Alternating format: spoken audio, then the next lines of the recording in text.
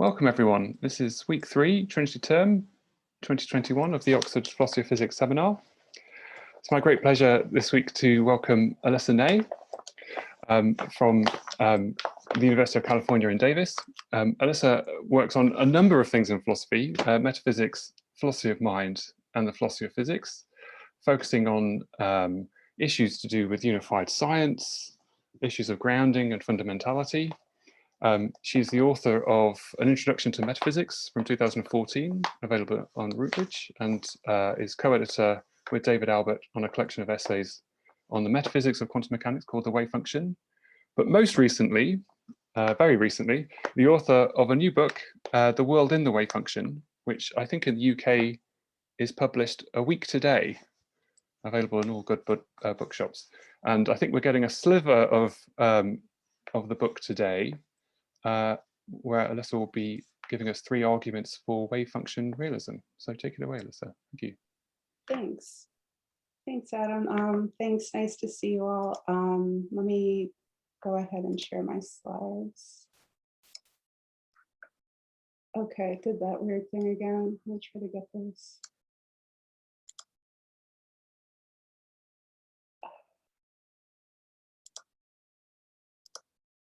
Okay, so can everybody see them okay? Yeah, awesome. Okay, great. Yeah, so thanks so much for having me here. I'm going to be talking about the first big chunk of my book. Well, let me try to get faces over it. Great. I'm going to be talking about the first big chunk of my book. So most of my work before this was defensive. So trying to respond. I think the last time I talked at Oxford, we were talking about objections to wave function realism, and but writing the book gave me the opportunity to do the other bit, which was spend more time on why we should be wave function realists. And so that's what I'm going to be talking about today. I'll just be honest. I mean, I don't know if wave function realism is true. I don't think we're, the kind of metaphysical debates that we've been having are such that we can know that it's true. What I'm trying to get us to see is that, wave function realism should be on the table, that this should be one of the frameworks that we take seriously for interpreting quantum mechanics. But what we'll see is some of the arguments that you find in the literature that suggest, why we should be wave function realists in the past, I don't think actually do anything to make wave function realism look better than any of its rivals, any of its serious rivals. Other positions that people have had, like space-time state realism, ontic structural realism, the primitive ontology view that Valier-Laurie and Shelley Goldstein and Nino Zangi and Detlef Dora defended. There are lots of rivals to wave function realism. And so what I'm trying to do here is get clear on what is an argument that can actually support wave function realism, and then talk a little bit about, what can be said for that. So that's what I'll do today.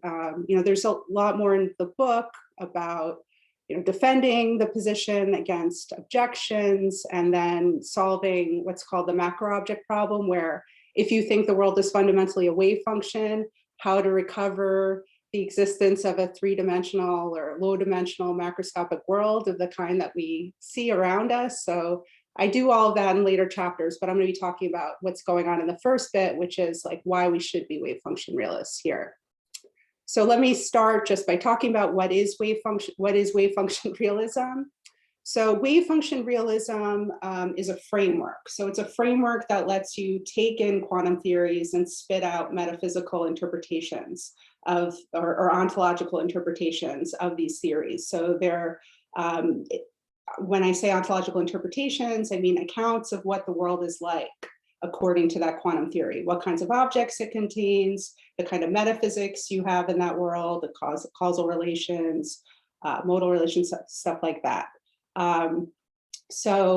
Wave function realism is a framework for providing ontological interpretations of quantum theories, but what's common to all these wave function realist ontological interpretations of quantum theories is that for them, a or the central object is the wave function. And it's not just, the view that there's a wave function, right? If the world is the way quantum theory says it is, and there's a wave function, but that the wave function is a particular kind of thing. So I'm using wave function realism in this more narrow sense. It's not just realism about the wave function, but it's a specific kind of realism about the wave function where you think the wave function is a fundamental object in the theory's ontology, and it's a field on a high dimensional space. And I'll talk more in a second about like what kind of high dimensional space the wave function realist believes in. So some people complain, there are certain people that always complain whenever I give the talk, well, why do you call that wave function realism? I'm just calling it wave function realism because that's what David Albert and Barry Lower, who are the ones that really started popularizing this position in the 90s, that's what they call it. And so that's what it is. If you like, we can give like a more, sometimes I'll say, well, there are other interpretations of the wave function that are realist, but they don't take the wave function to be a substance, like in the ontological category race, RES, right? They take it to be a property or a law or something like that. So if you like, this is more of a realism about the wave function than those other views, but I don't really care about the terminology. This is just, when I say wave function realism, this is what I mean.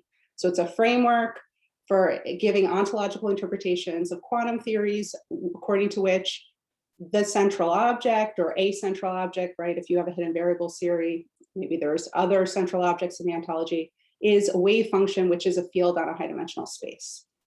And so, as I said, it's a framework. It's not a particular view, like the world is this way. It's a recipe for getting you ontologies once you plug in different quantum theories.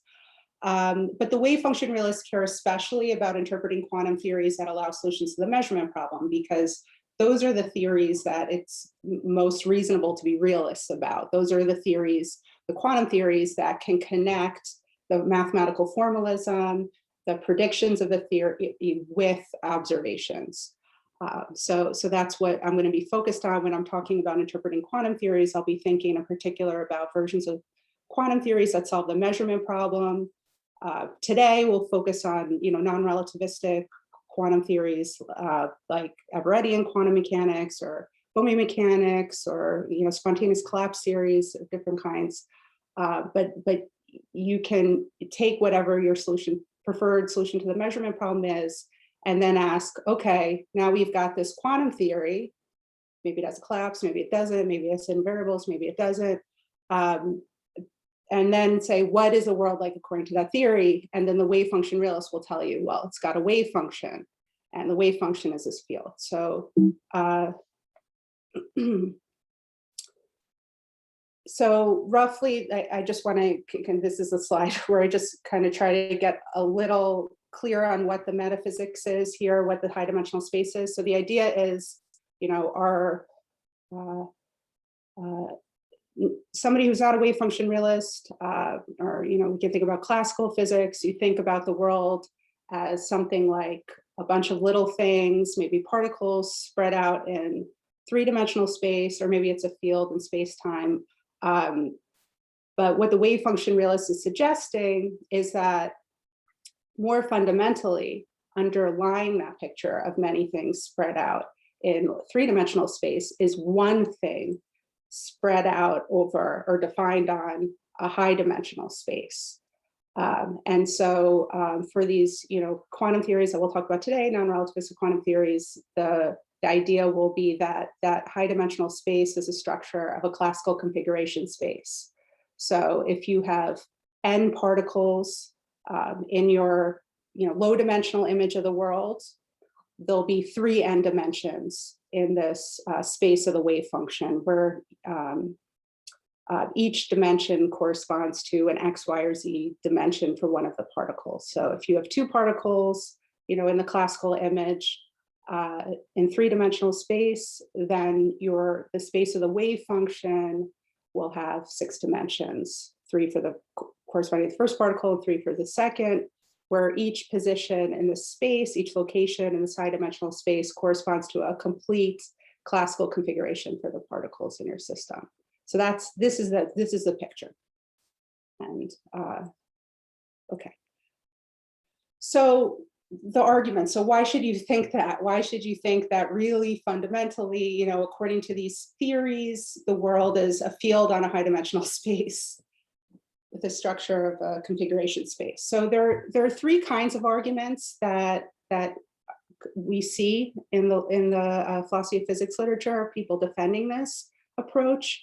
You know, this is starting with the 90s. I should say wave function realism, I think, does have more of a history. It goes back further than the 90s. So I take it when Schrodinger was proposing his wave theoretic formulation of quantum mechanics, you know, in the 20s, he was thinking, you know, it would be good to have, you know, quantum mechanics where we could see the, you know, the metaphysics of the theory being something like a field, right, that, or a wave that evolves continuously over time, that evolves deterministically. He gave up that picture, you know, not the wave theory, but that the sense that we can read an ontology naturally off that theory, when he realized that, you know, if you're going to be talking about any kind of complex system, you would have to see this wave as evolving not in three-dimensional space, but in a 3n dimensional space, in a higher dimensional space. But this kind of view got, I think, taken more seriously starting maybe, I mean, the first time I really see it explicitly is with Bell in the 80s, where he's talking about theories that solve the measurement problem, like GRW, or Bohmian mechanics. And he says, like, if you're going to take these theories with ontological seriousness, you have to understand them as describing a wave in a high dimensional space. And so this got taken up by David Albert and Barry Lower. And so some of these arguments that I'll be talking about are you find that with them, and then others, some I kind of laid out later, Jill North and Peter Lewis, we'll see. So let me talk about the first argument first. This is what I call the prima facie case for wave function realism. And this isn't going to get us very far, but I think it's important because a lot of, when I read papers that are critiquing wave function realism, a lot of the time they'll present this as the argument for why people are wave function realists, and then poo-poo this argument and then move on.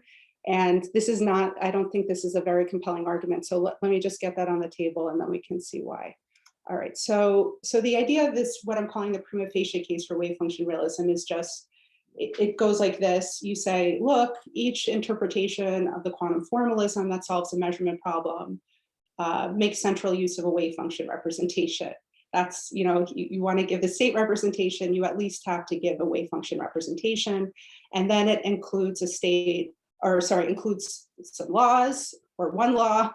And these laws all describe the evolution of the wave function over time, and possibly how the state of this wave function affects the evolution of other basic entities. So if you want to understand this realistically, literally, then that's suggesting that there's a physical entity that these wave function representations are describing. It's the wave function, right? So, you know, again, think about the versions of quantum mechanics that solve the measurement problem. They're all going to involve, as part of their state representation, a wave function, and then you've got these laws of state evolution that also involve either the wave function alone and how it evolves over time, or if we're talking about Bohmian mechanics, and you've got the Schrodinger equation, which describes the evolution of the wave function, and then some guidance equation, which describes how the wave function affects the state of some particle configuration.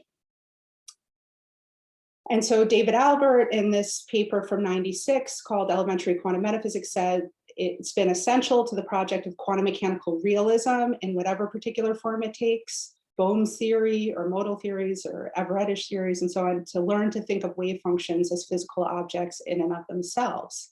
And then you say, well, but wave function realism is more than that, right? It isn't just that wave functions are real, but that there are particular kinds of things. So then he goes on and says, but look, the sort of physical objects that wave functions are on this way of thinking are plainly fields. That's to say they're the sorts of objects whose states one specifies by specifying the values of some set of numbers at every point in the space where they live. You know, at every point in, he says, the universe's so-called configuration space. So there's one kind of presentation of this kind of prima facie case. If you're going to be a realist, you got to take wave functions with ontological seriousness. And then the theory itself gives a natural interpretation of wave functions as fields on a configuration space. Peter Lewis in 2004 in his paper Life in Configuration Space gives a similar kind of argument. Maybe, I don't know, this is, okay, it builds on it a little bit.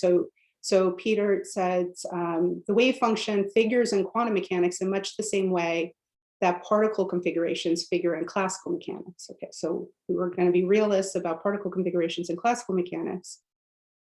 So let's think about the fact that the wave function plays the same role in quantum mechanics.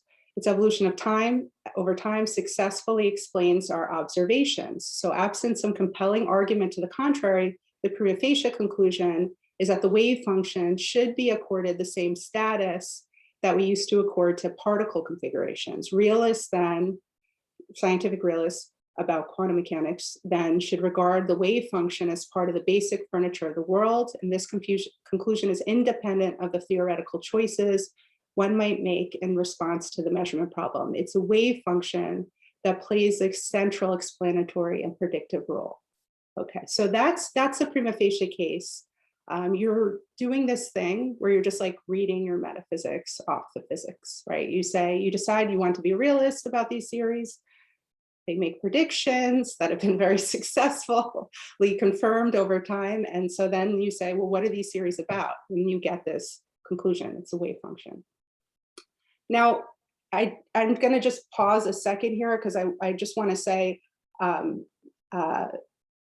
don't think that, so this is something I disagree about with David Albert and Peter Lewis here. I don't think that this argument is so great, even prima facie for Bohmian mechanics. So let me just say a couple of reasons why I'm concerned about this for Bohmian mechanics.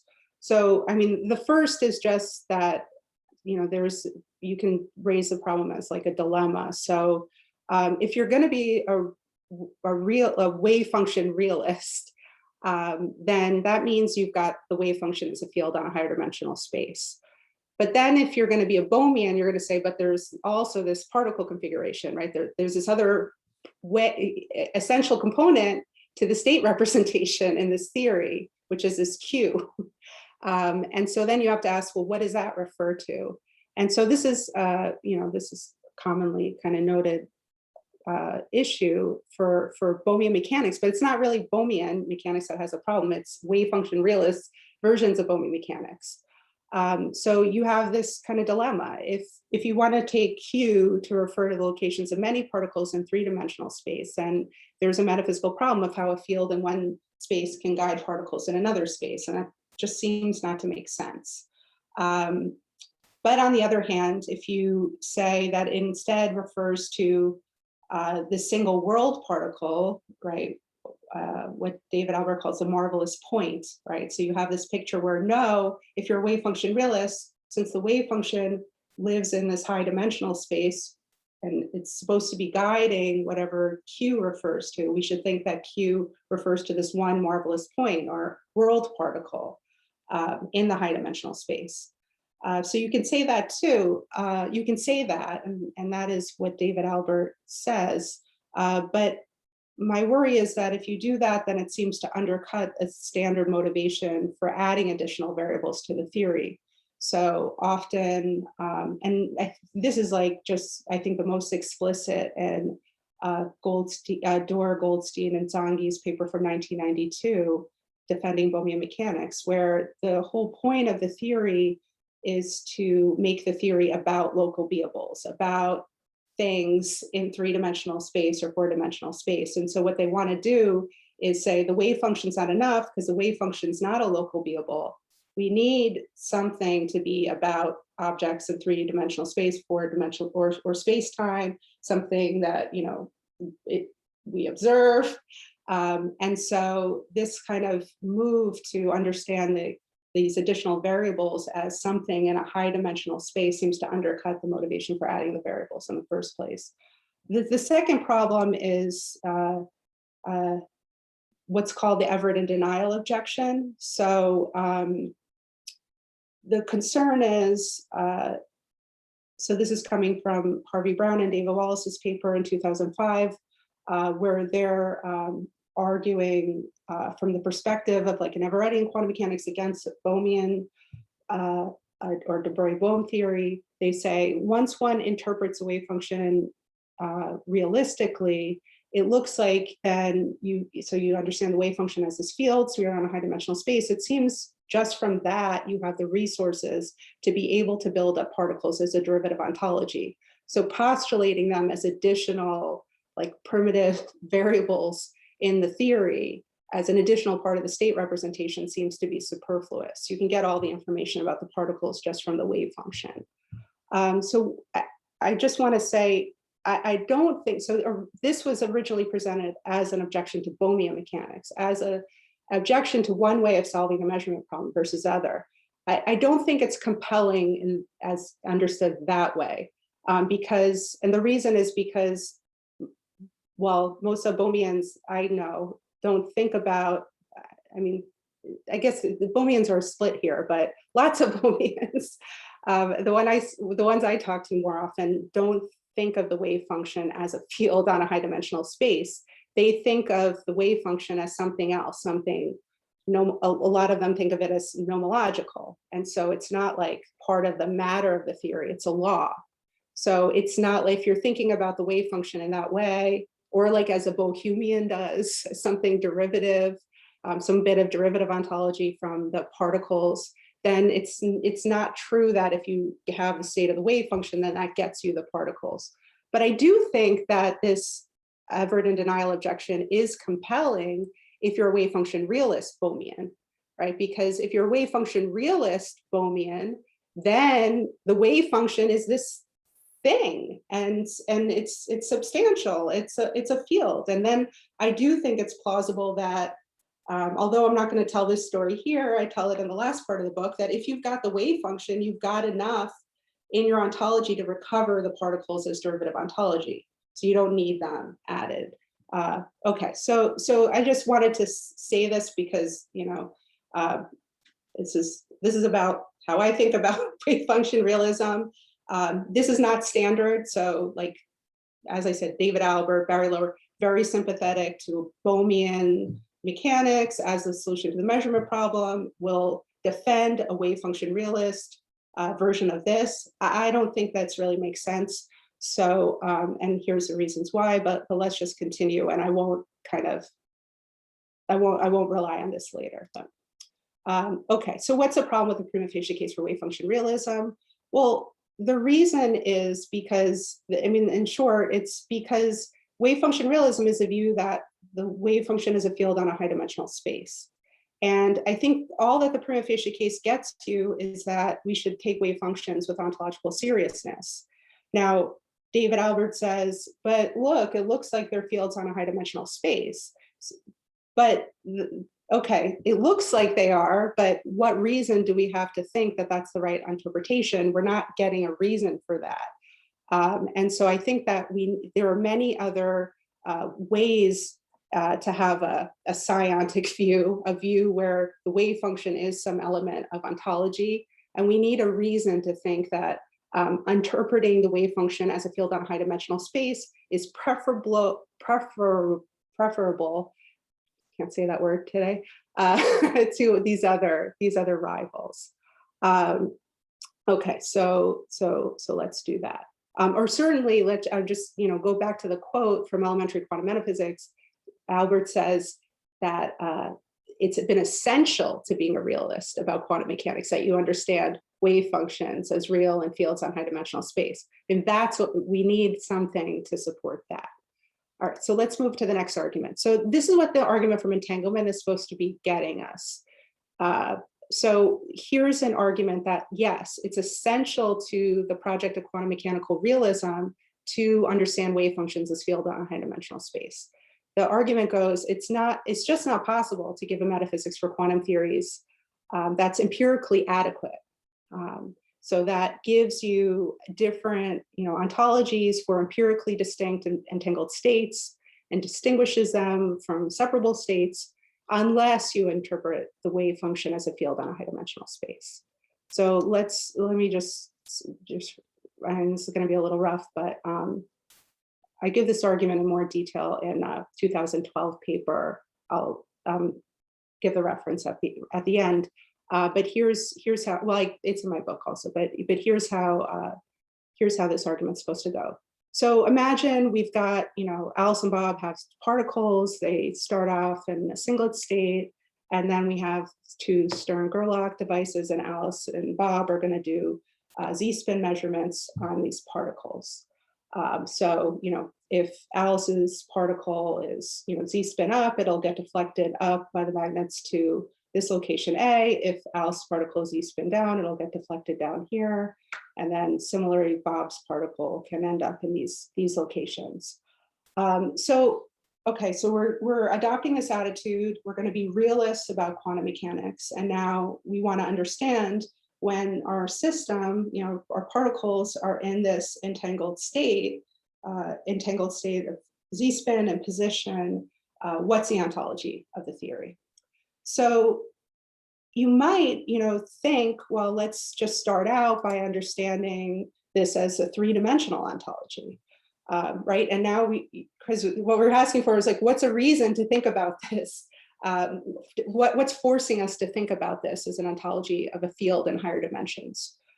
So the way the argument goes is, well, try to understand it as something in lower dimensions.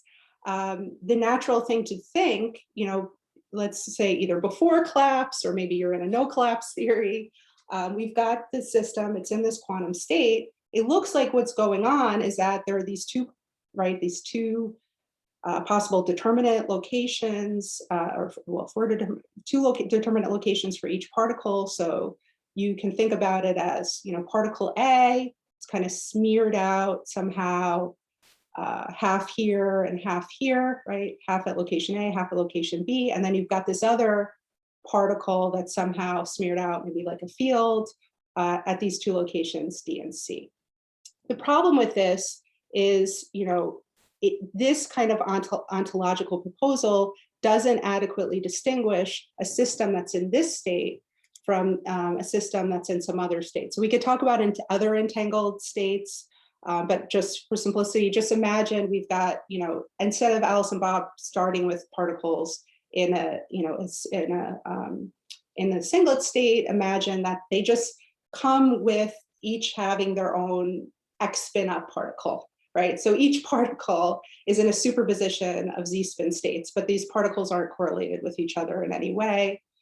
Then they're going to be, the system's going to be in this different state. We can call it psi prime.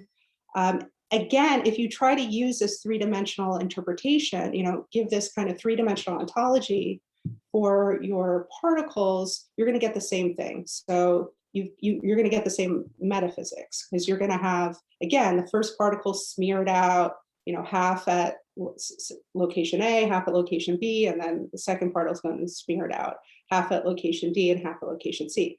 And so what the wave function realist says, this is the argument from entanglement, is if you want to distinguish these, right, these are empirically distinct states. If you do measurements of particles, you're going to get statistically over time different results for this than for this. And so here's a way that you can adequately distinguish these states in your metaphysics. If instead of thinking there are 4 locations, A, B, C, and D in 3-dimensional space, we think there are these locations in a higher dimensional space, like with the structure of a classical configuration space. So like one location corresponding to the first particle at A and the second at C, another location corresponding to the first at A and the second at D, and so on.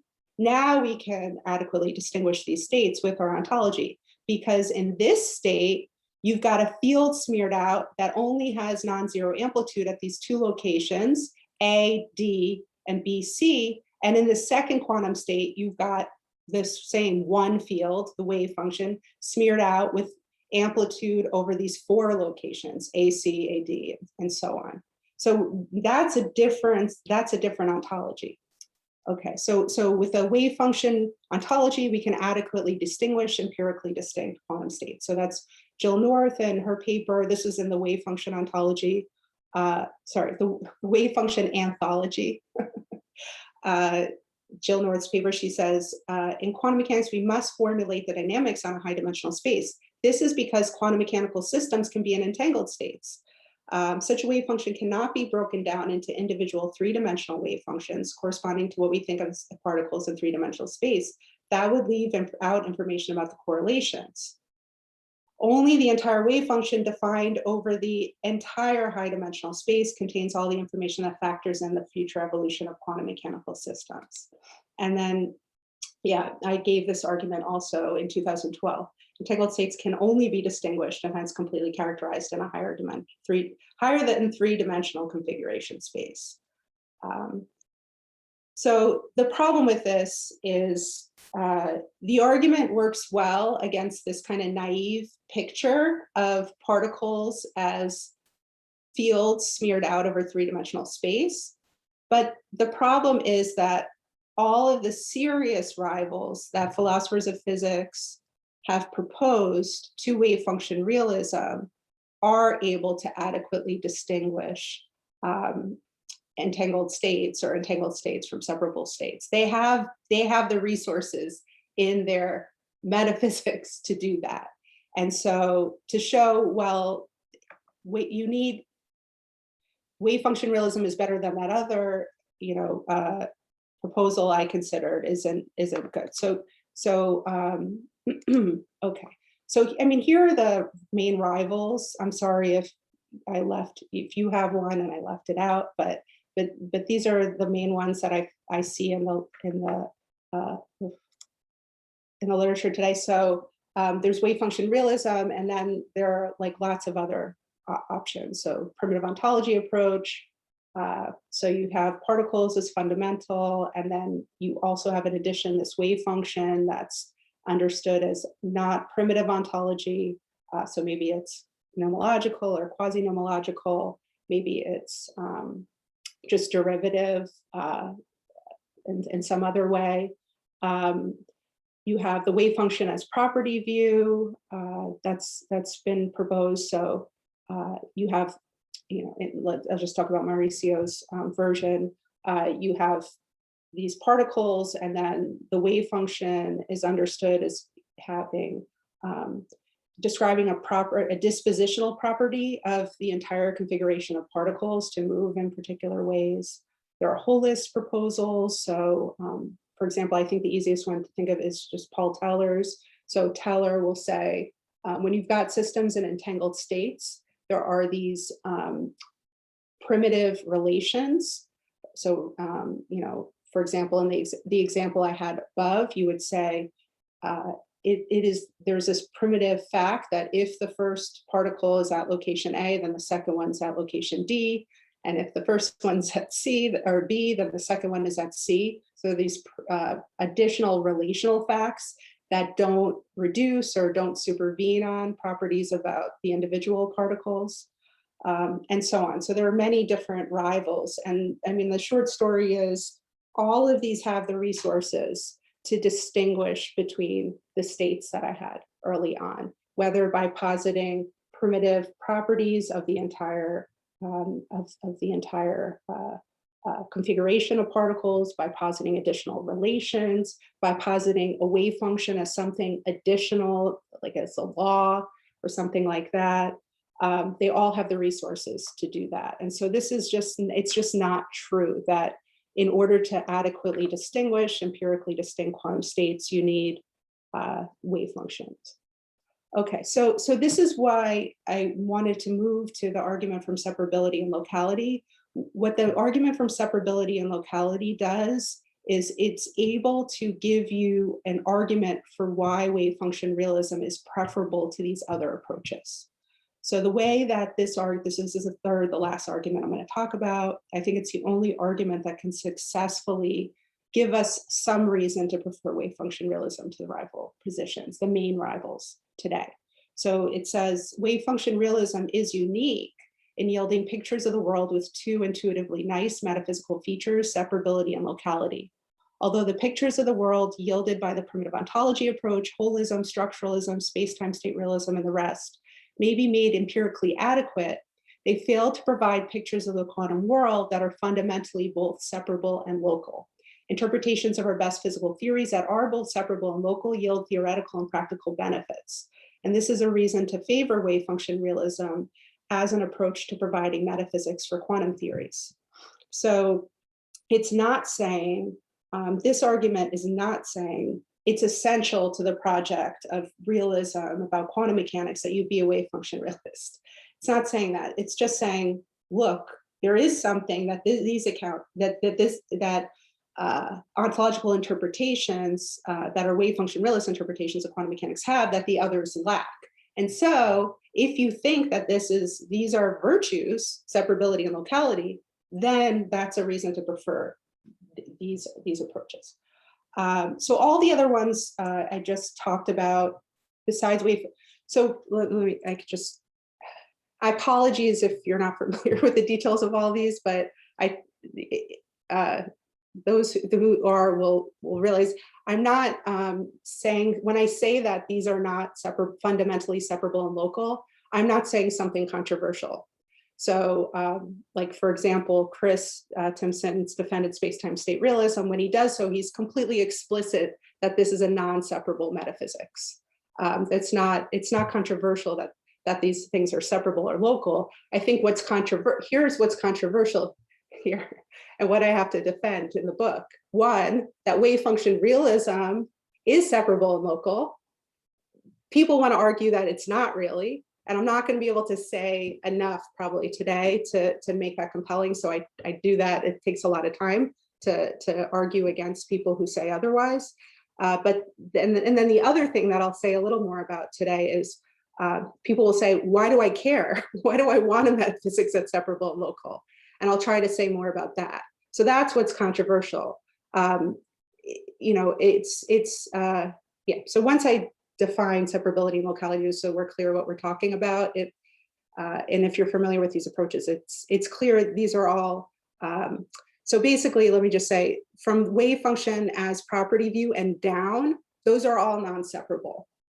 And the primitive ontology approach, I actually think it is separable, but it's not local. So all of them are either fail one or the other. But wave function realists, fundamentally, the fundamental metaphysics that wave function realists prefer are fundamentally both separable and local. All right, so what are we talking about here with separability and locality? So sometimes these are conflated and they're just both called locality, but it's important to keep them separate if you're a metaphysician, because these are different notions. So when we talk about separability, these definitions that I'm using are very similar to the definitions that Don Howard used in his papers in the 1980s, where he was arguing that, what Howard was arguing was, if you want to give an ontology for quantum mechanics, basically you're stuck with either non-separability or non-locality, so you have to pick. And he says, let's keep locality, and then we have to give up separability. And he argues like that's what Einstein would have preferred. So I'm using very, very close to how Howard defines separability here. So the idea is metaphysics is separable. You need two things to have a separable metaphysics. The first one is you have to have objects or other entities that are instantiated at distinct regions. Okay, so that's the first. So some of these proposals, like Howard's holism, will not even be separable. It won't even satisfy this first condition, because you're not going to have distinct, if you're full-on holist, you don't even have distinct entities, right? So you don't have distinct entities at distinct regions. That's the first part. And then the second thing to have separability is that it has to be the case that when you have objects or entities instantiated at distinct regions, R1 and R2, all categorical facts about composite regions, R1 union R2, are determined by facts about objects and properties instantiated at R1 and R2 individually. So, the kind of the easiest approach to see that's non-separable, well, I mentioned kind of radical holism like Howard had, but Paul Teller's relational holism is also clearly non-separable, because what he says is when you've got systems in entangled states, there are these relations between what's happening with Alice's particle and what's happening at Bob's, right, at R1 and R2, that don't depend on or aren't determined by, he says, don't supervene on the properties of what's going on at those individual regions. So that's a non-separable metaphysics. The wave function realist metaphysics is supposed to be separable. I can see the chat, but I can't see what's being said. I just know every time somebody comments and I think, uh-oh, but I don't. Don't worry, Alyssa. If it's important, then a question could be asked in the Q&A. Okay, yeah. I just see comment. It's funny. So the wave function realist metaphysics is separable. And the reason why it's separable is, although, okay, so again, think about the case I had before with, Alice and Bob, the EPRB case.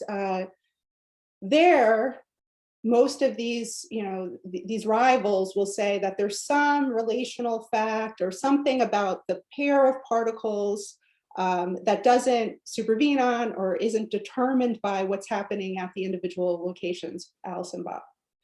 But what the wave function realist says is the kind of three-dimensional metaphysics isn't the fundamental story. Fundamentally, you just have this wave function, right? And it's got, a peak at this one location, it's got a peak at this other location.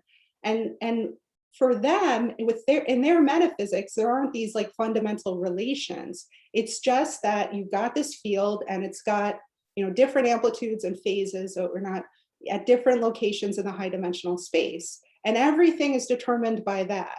So, these correlations between Alice and Bob, they're not explained by there being these fundamental relations that don't depend on what's going on in individual regions of the configuration space.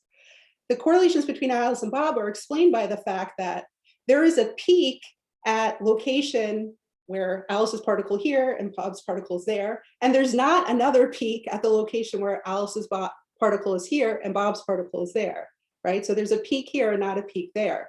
So all those kinds of relations that these rivals need that get them the non-separability are explained in terms of a totally separable metaphysics for the wave function realist.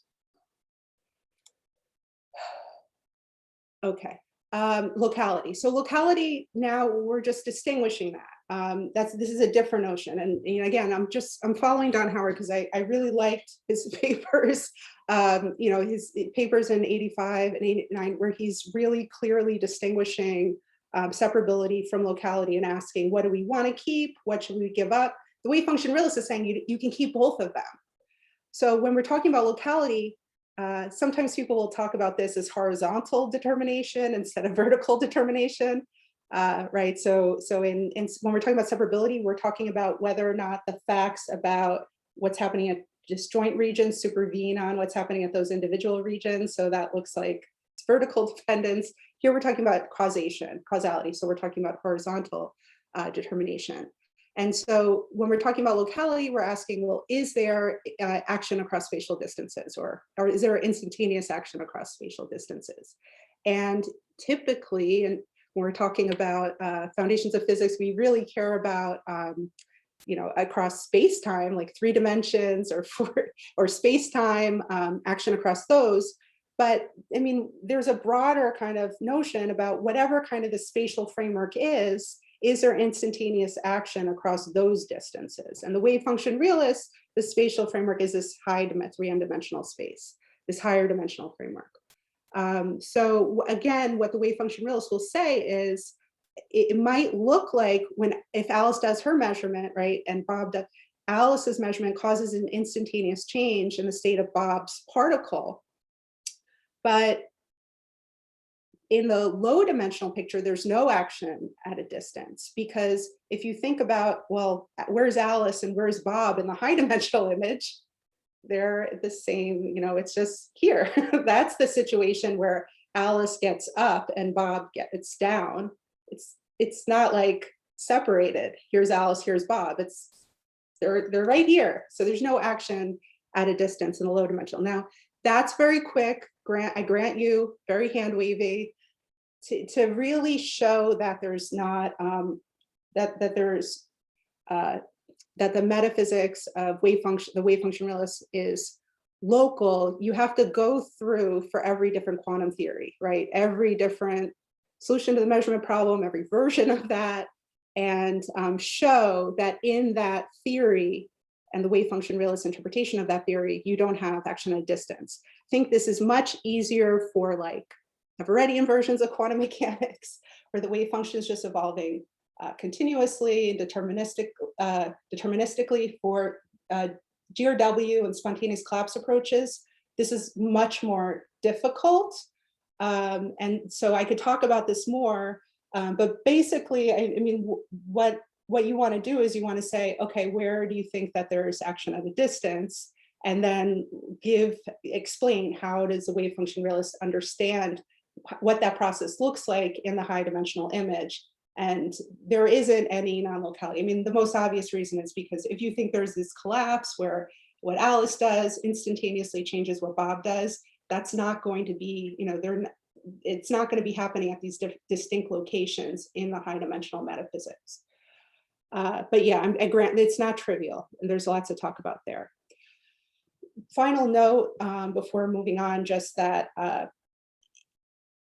generally the wave function realist, the picture is, this is the fundamental metaphysics of these theories. It's a field in a high dimensional space. Generally, wave function realists don't deny that there is a three-dimensional reality or space-time reality. They just don't think it's fundamental. And so I don't want to say, and I don't think the wave function realist should say, that there's no non-separability and there's no non-locality. The story is, if you just look in the low dimensional image, you do see non-separability and you do see non-locality. But the wave function realist is saying, underlying that image of non-separability and locality, there's a more non-locality, there's a more fundamental reality that is both separable and local. Adam, I didn't make a note of what time we started, so I don't know how long I have. Sorry. I would say that you have about, well, at least 10 minutes and probably a few more minutes after that, because we started late. Okay, I'm gonna make a note of that time. Okay, cool. Thank you so much. So now we can go to this point of like, why do we care? Why should we care if, assuming that this is separable and local, why should we care about having a metaphysics for quantum theories that's separable and local, or for any physical theory for that matter? So there are different arguments that have been given for this. So this is something that I've been spending like the past 5 or whatever years kind of trying to think about. And I hope that more people working on, metaphysics and philosophy of physics can do better than I have in trying to motivate separability and locality. I think it's really interesting. But I'm just going to talk about kind of where I am and where I leave it in the book. So there have been several different arguments that people have been given for why you should want a metaphysics that's separable and local. And the first two are associated with Einstein, and so they're they're deep and interesting. Unfortunately, they don't help the wave function realists. Let me just talk about these quickly so that we can see why they don't help here. So the first one is this. There are two arguments, one for separability and one locality, that Einstein gives in a paper called Quantum Mechanics and Reality. And the idea is that in the past, for physical theories that have been successful in the past, they've assumed separability or they've assumed locality, and this has been very successful for us.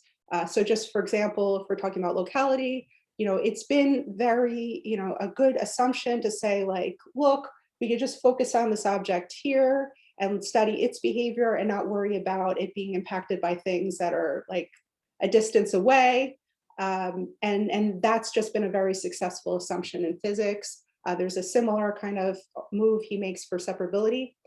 These are interesting arguments. The reason why I'm crossing them out here is because what the wave function realist is arguing for is a separable and local metaphysics in higher dimensions, right? In a completely different space than the three-dimensional space in which we make our ordinary observations, or where the physicists will try to like isolate an object, right, and not have to worry about outside influences. And so, although I think that, maybe, there's something to be said here in favor of metaphysics for physical theories that are separable and local in low dimensions, basically in the dimensions in which we observe objects to have locations, it's not helpful for the wave function realists. The second argument, also associated with things Einstein said, is he said,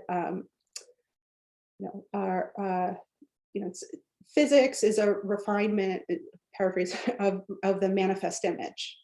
And so Valialori is somebody who's pushed this. This is when she's arguing for the primitive ontology approach. She says, we should think physics is a refinement of the manifest image. And so what that means is when we're proposing physical theories or metaphysics for physical theories, we should be trying to stay as close as possible to the manifest image and only depart from it when we have to, in little steps. And so you might argue, she doesn't like wave function realism, but you might argue, well, wave function realism is separable and local, and the manifest image is separable and local. So we should try to stick with this. Unfortunately, again, I don't think that this is going to be successful because yes, maybe, the wave function realist is able to preserve separability and locality, but it does so at a great cost of, saying the world is fundamentally a field in this high dimensional space with none of those dimensions corresponding to any of the dimensions of the world that we seem to observe. So this is just, this is not a conservative metaphysics. So what are we left with here? Well, it would have been nice to have an argument for separability and locality that was more empirically driven, what has worked in the past, been successful in physics. But I don't think that we're going to get there. I can't see how we will. Instead, what we're left with are arguments that are more a priori in character. So the kind of arguments that I like, that I think are best supporting separable and local metaphysics, are that they're intelligible and intuitive in ways that metaphysics that reject these features are not.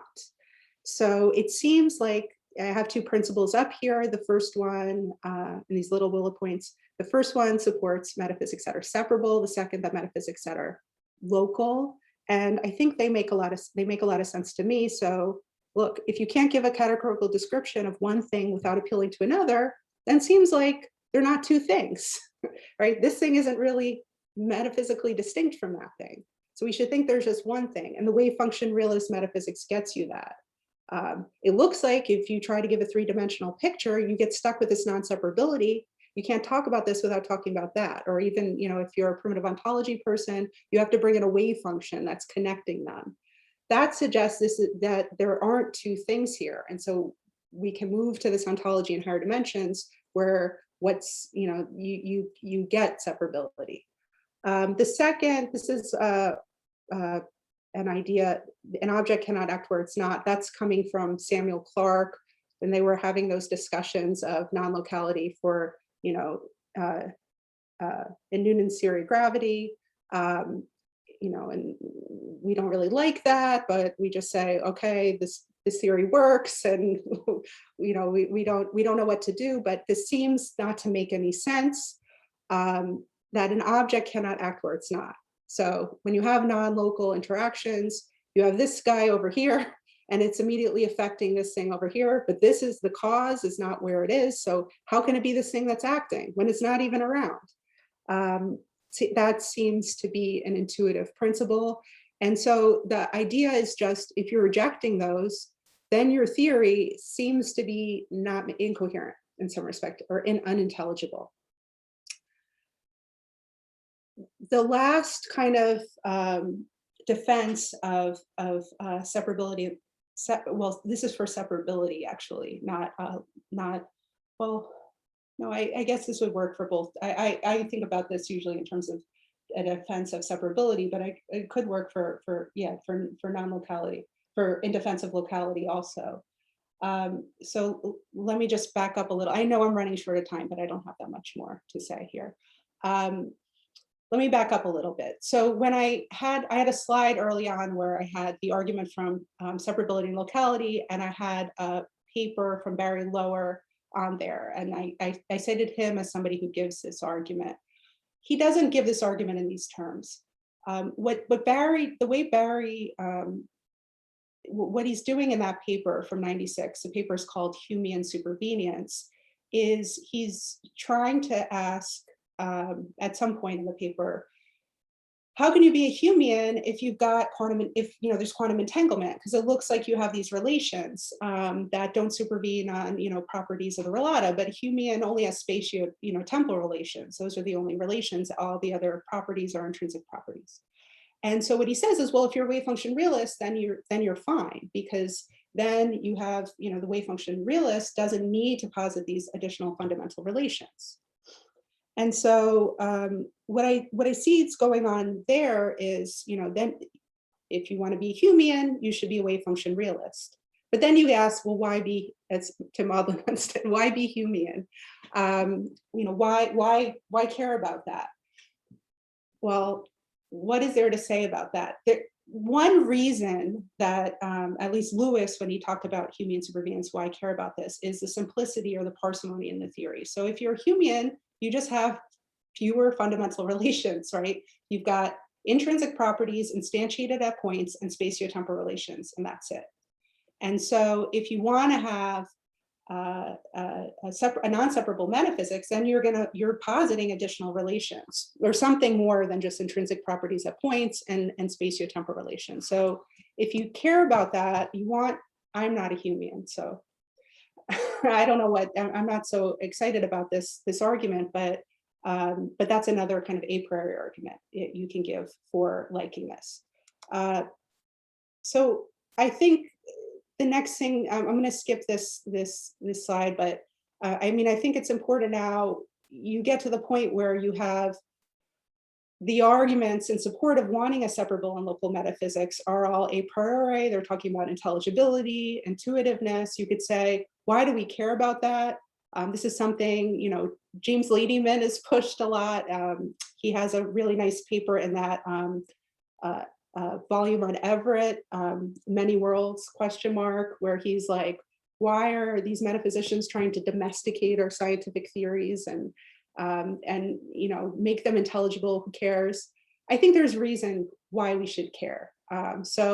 If I'm trying to say here, like, look, the wave function realist metaphysics are separable and local, that makes them more intelligible and intuitive, therefore we know they're true, then I think you should press me on that and say, like, come on, just because a theory is intelligible doesn't mean it's true. Just because it's intuitive, the most intuitive, doesn't mean it's true. That's not what I'm saying. I'm saying it gives us a reason to keep it on the table. And so, like, one thing I definitely don't do is try to say these other approaches to giving metaphysics for quantum theories are wrong. I don't think I have any base. I never try to do that. I think there are people who have these rival approaches. Some don't really make that much sense to me, but but I encourage them to be developed. I think we should be developing lots of different approaches to understanding our quantum theories. I do think that there's a special reason to develop these because they're so intelligible, because the fundamental ontologies that are being proposed are clear, and that's very useful to have. So when we have theories that look on the face of them to be paradoxical, and we can give clear metaphysical interpretations of them, right? Like we had for example, special relativity, seemed we had paradoxes, then we get this nice picture of the world of special relativity is it's a Minkowski space-time. Now we can resolve these seeming paradoxes and we can think clearly about this. There are a lot of practical benefits that come with it. And that's really all I want to argue here. So I'm just going to leave. I have like 1 minute, I think, based on what Adam said, with just one question, because this question gets asked. I mean, it's starting the beginning by saying wave function realism is the view that our framework for interpreting quantum theories, according to which the central object is a wave function interpreted as a field on a high dimensional space. And then that space for non-relativistic quantum theories has the structure of a classical configuration space. So you might ask, well, why did you talk about that? Why didn't you say instead it was a vector on Hilbert space? And so some people have said that. So, I mean, Sean Carroll's like, I feel like the most explicit about this in his last book, Something Deeply Hidden. He's like, it's a popular book, and he's like, hey, we should think the world's a wave function, and it's a vector on a high dimensional, on a Hilbert space. I don't think that that's the right way to go for the wave function realists. Let me just explain why quickly. There are two reasons. The first is, as I argued here, there are certain arguments that you could use to support vector and Hilbert space view, like, look, here's when we learn quantum theories, we learn, you know, by giving state representations of a wave function or just a vector on Hilbert space. Unfortunately, these arguments, and you could use argument from entanglement too, these arguments don't support wave function realism over its rivals. The argument that does work to support wave function realism over its rivals is the argument from separability and locality. But the vector and Hilbert space view isn't separable because it fails the first condition for separability. You don't have these distinct objects spread out at different locations. So that's the first reason, is that if you want to have vector and Hilbert space view, you've got to find some other way to convince me that the world is fundamentally a wave function on that kind of high dimensional space. And I don't know what the argument would be, because I often see them giving just this like, well, because quantum mechanics is about wave functions, but all the rivals in quantum mechanics is about wave functions. So, or, you know, yeah, or at least not in relativistic quantum mechanics are about wave functions. So you need some more of an argument to get to that kind of realism about wave function.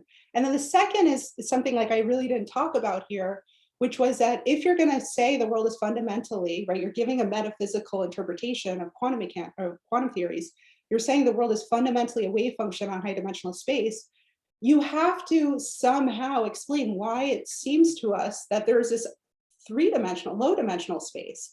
And so then you're going to need to solve the macro object problem. Explain how this wave function is such that it's able to constitute macroscopic objects in 3 dimensions. And that's very difficult. It involves a lot of, you know, it's a difficult metaphysical project.